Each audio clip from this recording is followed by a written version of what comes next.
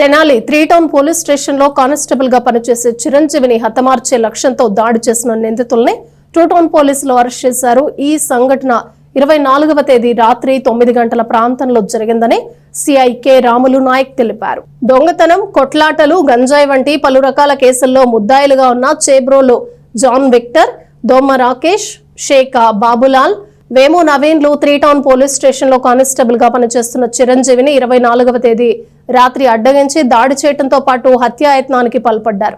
వీరి నుండి తప్పించుకుని బయటపడ్డ చిరంజీవి 2 టౌన్ పోలీస్ స్టేషన్ లో ఇచ్చిన ఫిర్యాదు మేరకు పోలీసులు దర్యాప్తు చేపట్టిన నేపథ్యంలో జాన్ విక్టర్, రాకేష్ బాబు లాల్లో లింగారావు సెంటర్ లో ఉన్నారని వచ్చిన సమాచారం మేరకు వారిని అదుపులోకి తీసుకున్నట్లు చెప్పారు. అయితే విక్టర్ నవీన్ అనే కిల్లర్ తప్పించుకున్నాడని, అతని కోసం గాలిస్తున్నామని చెప్పారు. అరెస్ట్ చేసిన వారి నుండి ఒక కత్తిని స్వాధీనపరుచుకున్నామని సిఐ రాముల్ నాయక్ తెలిపారు. ఈ కేసుపై ప్రత్యేకంగా దృష్టి సారించి ఎస్పీ సత్వరమే కేసును ఛేదించినందుకు సిఐని పోలీసు సిబ్బందిని అభినందించారు.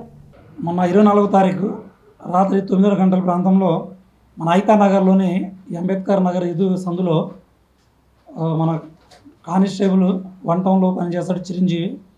కానిస్టేబుల్ డ్యూటీ నిమిత్తము స్టేషన్కి వెళ్తూ ఉంటే నలుగురు మనకు ఐతా నగర్ వాళ్ళు ఈ కిల్లరు, తర్వాత జాన్ విక్టరు, తర్వాత ఈ షేక్ బాబులాల్, దోమ రాజేష్, ఈ నలుగురు కలిసి అటకాయించి కొట్టడం జరిగింది. కొట్టిన తర్వాత సివిల్ డ్రెస్లో ఉన్న మనోడు సివిల్ డ్రెస్లో ఉండడం వలన అది ఫస్ట్ పోలీసు అనుకోలేదు. కొట్టిన తర్వాత పక్కన కిల్లర్ అనే అతను ఆల్రెడీ ఆ కిల్లర్ అతనికి తెలుసు.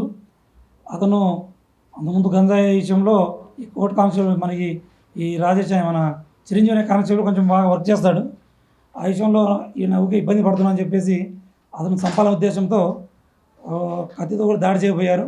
కానీ అతను కొంచెం కుర్రోడు కాబట్టి చాకచక్యంగా తప్పించుకున్నాడు.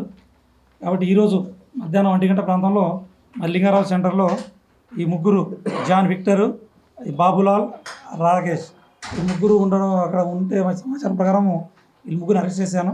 ఈ కిల్లర్ అనే అతను అప్స్కాండింగ్లో ఉన్నాడు. త్వరలో అతను కూడా అరెస్ట్ చేస్తాము.